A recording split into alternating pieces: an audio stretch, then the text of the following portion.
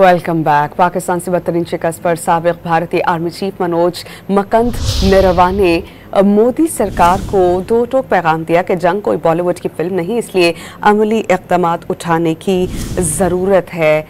वाज़ेह किया कि जंग पर कुछ लोग मजबूर करेंगे, लेकिन ये जंग का वक्त नहीं। War is not romantic.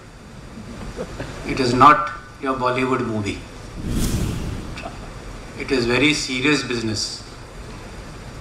And war or violence should be the last thing.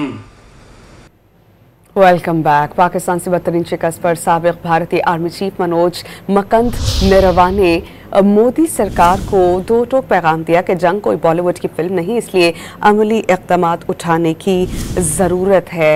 वाज़ेह किया कि जंग पर कुछ लोग मजबूर करेंगे, लेकिन ये जंग का वक्त नहीं। War is not romantic.